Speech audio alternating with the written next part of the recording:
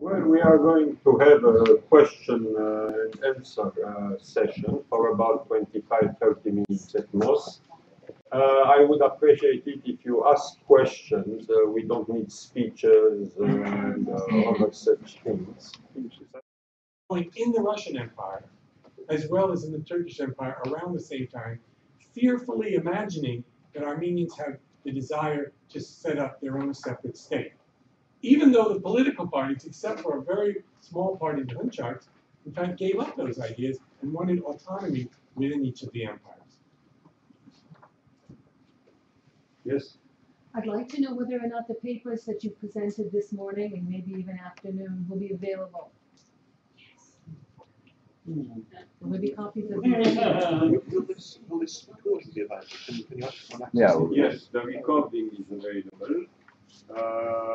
We don't have a blackboard, but it's www.abc-agbu.org. Yes. I'd like to address the professor from Edinburgh. The question of great powers protecting Christians. I'd like to mention two examples, and I wonder if you fill in a little bit on each of the two examples. The first one is when Joseph II and Catherine the Great began their campaign in 1788. And eventually, the great powers apparently impinged upon Austria to forsake some of the territorial gains which they had made in battles in 1791, and in exchange, the Austrian emperor received permission or responsibility of being the protector of Christians in the Ottoman Empire. And the second example is Muhammad Ali, the two crises of 1833 and 1840, and in particular in the crisis of 1833, where it looked like he was actually going to succeed, the Treaty of Unkiar-Skelessi, is that how you pronounce it? Unkiar-Skelessi, which apparently made the British rabid or mad or whatever you want to call it. But the point is that how could the Ottomans give that power to the Russians in 1833? Were they so afraid of losing power that they just had to abdicate that power in 1833 to Unkiar-Skelessi? And then in 1840, it's the European powers that step in to prevent Muhammad Ali from taking over. I know it's addressed to. Okay, anyone can take it. No, go ahead. I have a quotation from the Sultan. Okay, Why he would sign such a treaty. In 1833. Yeah, with the Russians, and he said a drowning man Okay, grabs on a snake. Exactly. So, But I mean, the great powers are intervening and hand over fist. Well, I think that quotation sums it up very neatly. I mean, could you use the microphone? Yeah. There we go. There we go. Successive, actually, pre-mid to late 19th century examples of great in Ottoman affairs. and the gifting of some element of externalized sovereignty to those powers. And why would the Sultans agree to this? Well, the answer which Peggy Anderson just provided is more or less gives us the whole question. I mean, Küçük Kınaca, 1774, and again Unkiar-Skelessi. The vital moments, just illustrating how weak, relatively speaking, the Ottoman Empire has become. Equally, some of the reforms that it talked about in the late 1830s are almost sort of direct responses.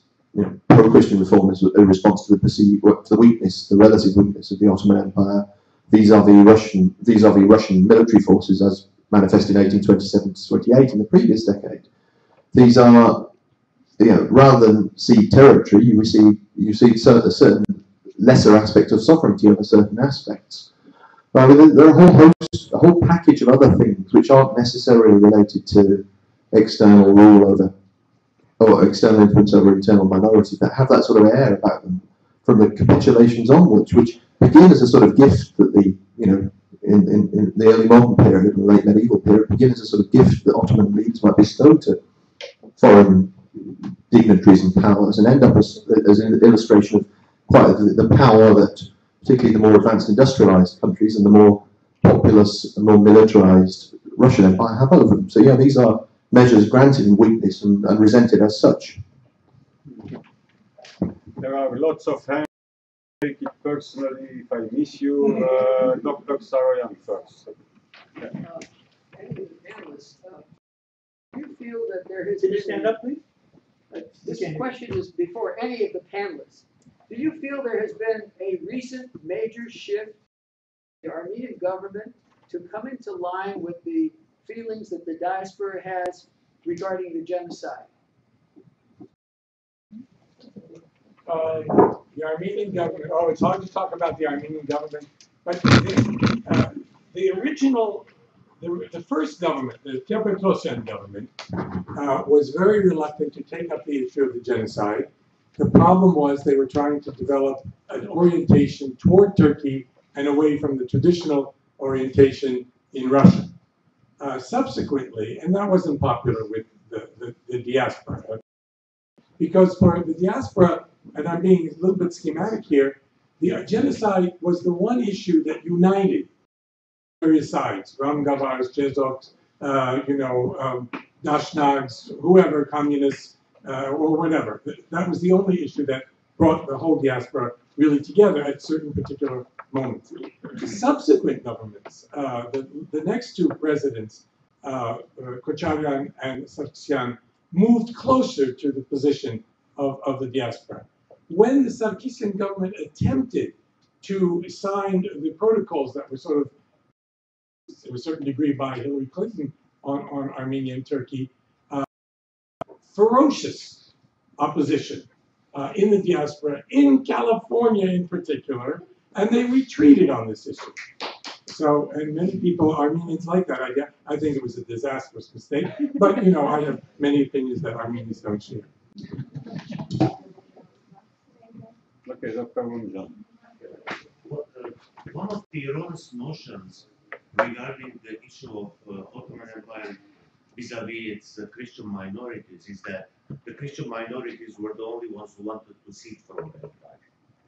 But in reality, we see that there are non-Christian minorities or majorities that also wanted to cede from the empire. Like we can bring the case of the Albanians, we can bring the case of the Arabs, and also we can bring the case of the Kurds, who throughout the 19th century and also into 1913, 1914, tried to cede from the empire because of Russian influence, because of Western influence. So if anybody wants to pick about this issue, because usually the narrative that we are fed is that the Christian minorities were the ones who wanted to cede predominantly Muslim empire. And that's not the case, because we have the other Muslim elements who wanted to see too. So if somebody can elaborate on that.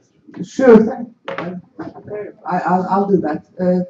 Actually, I have the construction of nationalisms in the Middle East. I have a chapter there comparing Arab, Turkish, Armenian, and Kurdish nationalisms. You're right. There were definitely all these different elements, but if you look at it historically, they develop in a certain pattern. And the beginning one, at least, if you especially look at them in terms of success, the first one is the Greek one in 1820s to 30s, and as a consequence, that sets for the Ottoman, at least foreign policy, the precedent as to how these things develop. And then the others develop much. So there is a periodicity to the discourse, therefore, that develops. And in the later ones, that early one really is like a specter over any other attempt, because whenever whoever wants to ask for any rights, they immediately think that they're going to be like the Greeks and try to get independent. So that is a specter, pretty much, that sets over the whole affair. That is, I think, why there is the element of sort of the Christianity is because in that context that's set. Just to work on that. It's interesting. Armenians are conceived of as a subversive element and so forth.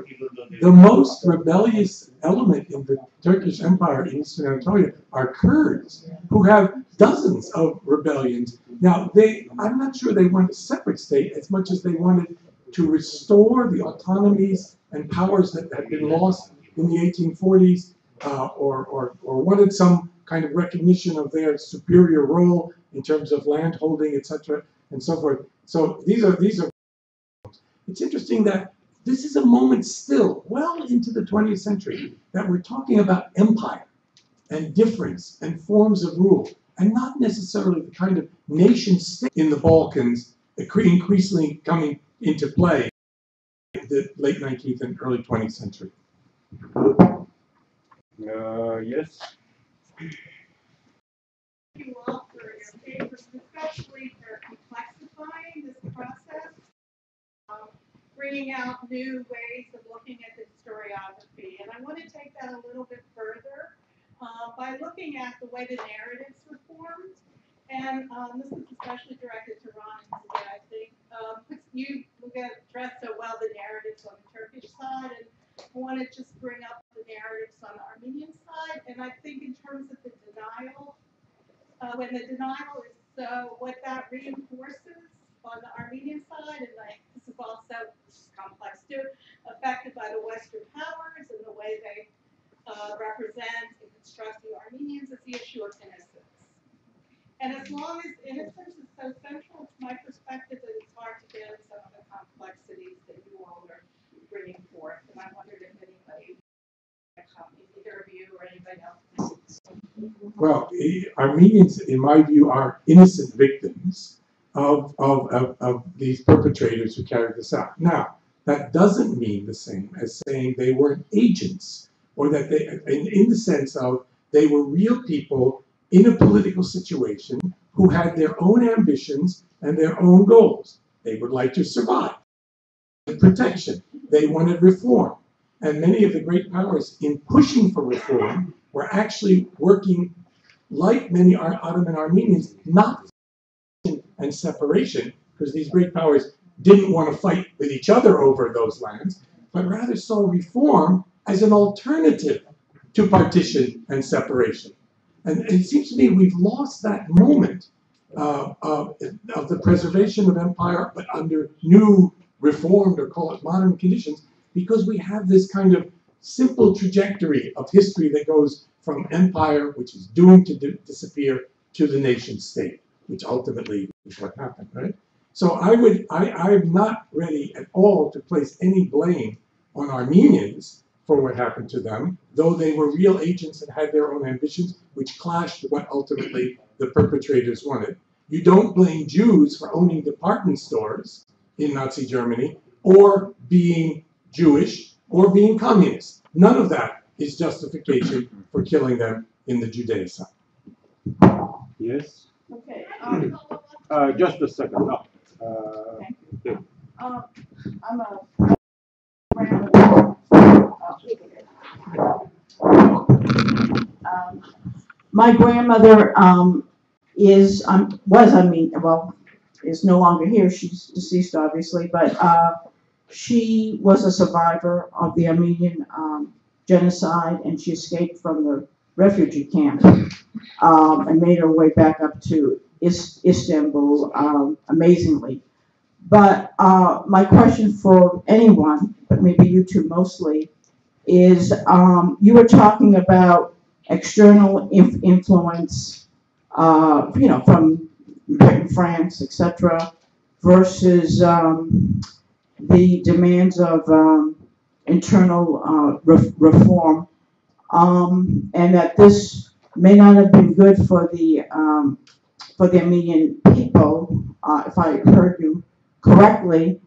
And I wonder what alternative model there could have been, because it's one thing to say not to be realistic about external, when people are dying and they're seeing their relatives.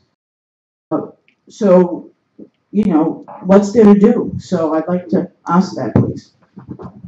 Well, I'm sorry, I don't have a great alternative for you, but the paper that I was unfortunately not able to finish ended with the book by Alberto Hirschman, Loyalty, Voice, and Exit. And he says when consumers, and he's talking about both consumers of products and citizens, consuming government, find themselves in a situation where their product, the product or the government, is deteriorating, and their situation is deteriorating, they have three choices. Loyalty, that's stick with it. Voice, that means protest. And exit, that is drop it and go. And I said that some Armenians stayed with loyalty, and it got them nowhere. Some of them, particularly in the 90s and on forward, tried voice. They were optimistic. Yeah, we see what happened to them. The lucky ones went with exit. And the statistics from roughly 1870, Egypt, and the United States. And they were the ones that saw really the only alternative. Unfortunately for them, the world was more accepting of immigrants then than they are now. And I think people in similar situations don't even have exit as a possibility. Yes. I'd like to pick up on this point about Kurds and their insurgency. So we know in physics that three body problems are chaotic. So when you have three agents working off each other, something very terrible can happen. Body problems don't get. So since the Kurds wanted their independence, and it always impresses me how they mount on their flag, and they thought about Anatolia as well, since they've been pushed upward from.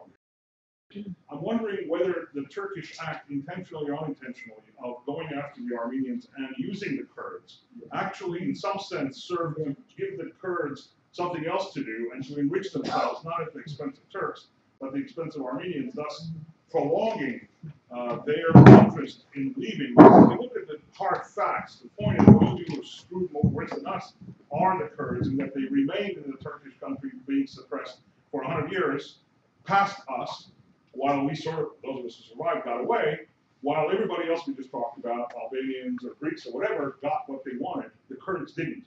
So is that what actually happens, in that the Turks were forced into not being able to deal with the Kurdish problem and turning it into an Armenian problem, which like just took off, which wasn't intentional, which perhaps will give the Turks the excuse of saying, hey, this isn't what we intended. What they intended might have been even worse. Thank you. Well, that's a very interesting way of thinking about things. But let me come to the rescue of the Kurds here. What's very important is that in the 1850s, Kurds had been nomadic until then, and they were forcefully settled in Anatolia. And part of the reason why they were able to, Janet Klein has worked on this. Part of the reason why they were able to get land away from the Armenians at the time is that there was also at the time in 1858 the first private property reform where title deeds to land. And what is very interesting is that Armenians, having been living there in their ancestral lands for millennia, if not more, of course did not have title deeds to land, especially the monasteries and churches had a lot of land. But when the Kurds like the Armenians, and armaments, they could carry arms. So they, by force and being forced by the Ottoman state to be settled, took a lot of from the Armenians. Now, what is very important to remember, and this is the polarization I was talking about then, though, is that so in the Armenians there are suffering. I mean, you know, they're losing their land, they're facing violence, and they're constantly petitioning, as you point out, you know, to Istanbul. But the situation is very different for Armenians living in Istanbul and Izmir especially, or the Buddhist Armenians as they're known, because of their interaction with the West, they're able to accumulate a lot of wealth. But they're only able to do that insofar as they do not become political. They have to stay apolitical. And that is a very significant divide within the Armenian population, because that's also important, because the Buddhist Armenians also do not go to the rescue of the Eastern Armenians suffering. And because they cannot, if they do, they too will be persecuted. I mean, you know, persecuted. So that is a very important divide that needs to be taken into account. The other issue, of course, has to do with the Kurds, that's also important, is that Kurds from then on are, because the Ottoman state is losing its power in the east, they could draw on either the Turks or the Armenians, that are the two major powers. Armenians usually have the wealth, Kurds have the arms. And in the end, I think they do make a decision, and they go with the probably because of the element that they are Muslims, of course. But what's very important there, however, is that is the main reason, I think, why the reforms also do not go through, because the Ottoman populace and the empire are aware that the reforms are going to do away with the privileged status of the Muslim subjects over the non-Muslim ones. And that is not something that's easy for the Muslims to accept. And that, I think, is the major conflict that occurs there. I have a question here of Twitter for Mr. Asturian, but it applies to us. Do comparative genocide studies contribute to the establishment of the Armenian genocide studies as a field? And I think yes, without any doubt. I think the more you get, but for the development of a field, as I said, I think basic definition would be you need to have a network of scholars who communicate with one another, who are very diverse, who come from different horizons, and that in itself didn't have much to do with comparative genocide studies, but it had to do with the transformations of the late 90s, you know, overall Rwanda genocide, Yugoslavia was a shock, ethnic conflicts right and left in the former Soviet Union, and the general reorientation on the part of various scholars. Type of plus the workshops that came at about that time and brought together very diverse scholars. To give you an example, if we go back to the earlier period, let's say professors, you know, you had people, I remember reading one or two very interesting articles about the erasure of Armenian history and Armenian presence in Anatolia. It was by a scholar who was a Byzantinist in Boston. You know? But this is not a field. I mean, this gentleman wrote that article for that book, but he didn't stay in the field of genocide studies. Nonetheless, it's a significant contribution. But I think we can talk about the field starting around 2000, you know, approximately, of course. You cannot date it very specifically. If you wish to. Yeah, Donald is genocide. I don't want to claim that. I don't have to answer this question. I would simply endorse what Stefan says. I mean, this seems to me, I suppose most genocides, apart from the study of developed mass, most of the genocides, the study of them probably from being threaded way to comparative genocides. Although, of course, they also, generally speaking, maintain separate existences outside of that nexus too. But it's clearly been fruitful. Yeah. There were, let me see, I don't want to insult anybody here. Okay, sir, go ahead. Talk about the reasons of why the Atatürk regime came to this state of how they perceive as the Armenian problem. So if we go back to the end of 1914, you know, so these young Turk leaders, they have the Armenian problem, and to solve that problem, the tools or the solutions they have, the examples they have in front of them were the ethnic cleansing in the Caucasus of the Muslim people, and then the Balkan Wars, what happened in the Balkan Wars. So they saw these ethnic cleansing and then turned to Armenia genocide. Can you elaborate a little bit about that leap from an ethnic cleansing to a genocide? Like how hard would that be in that context? That's a good question. It lets me answer Peggy's remarks earlier too.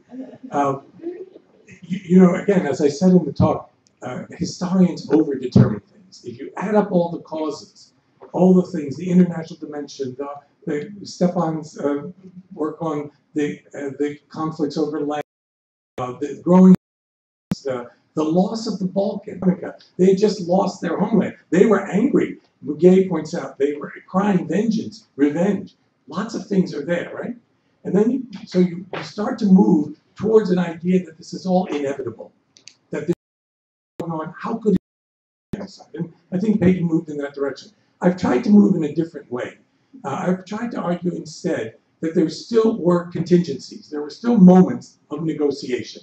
They didn't work out. But for instance, they negotiated with the Dashnags. They tried to get the Dashnags to help them get the Russian Armenians on their side. Of course, the Dashnags intelligently and perfectly rightly refused to do that. On the eve of the war, to negotiate with the Russians and with the British. Also failed. There were a number of choices that then become closed off one by one, and itself with the defeated Sadiq Amish and so forth, that finally they move in this particular direction. So I don't want to make it inevitable. That moves, in my view, politically and morally back to the old stereotype of the terrible Turk who's essentially genocidaire, and we want to move away from that and see how these events are different. The massacres of 1896 are what I would call, using a term by the sociologist Michael Mann, exemplary repression. They want to keep these people down, frighten the revolutionary movement, and keep a balance in that area. Not change the demographic balance particularly, kill a lot of them, but this is not a revolutionary situation, revolutionary transformation of the demography, which is what happens in 1915. That's it. We're getting rid of them. They're a danger, and we're going to kill as many. Please, I'll talk. That's a different kind of event. 1909, are you talking about? 1909 is a different event altogether. 1909 in Adana is an urban riot.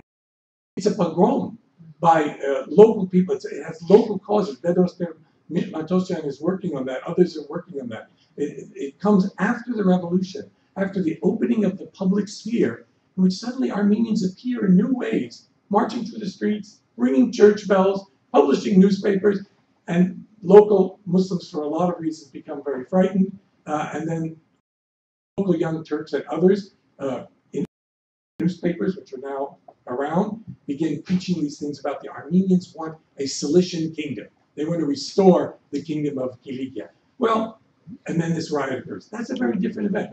So what I've tried to do is disaggregate the 1890s, 1909, and the genocide, which is a different event, its own reasons. A few things, if you look at recent work, also now memoirs by Kazım Pasha and Saadettin Pasha on exactly the 1894-96 period. And where you see there is, I agree with Ron, is that even though he is not happy with the Armenian subjects, still considers them a part of his flock, but a part of his flock that needs to be punished. And I think what is important there is punished only later with the Young Turks that the idea of annihilation comes by. I will sort of go into what the two memoirs say, but I'll leave that to another time. At least I do talk about it in my book. Okay. One final question, Garbis. Is there any parallel between the 19th century great powers' desire to keep the Ottoman Empire the way it is, and today's the Great West, if you want to, or NATO, to maintain Turkey the same way, to put a stand or a wall for Russia?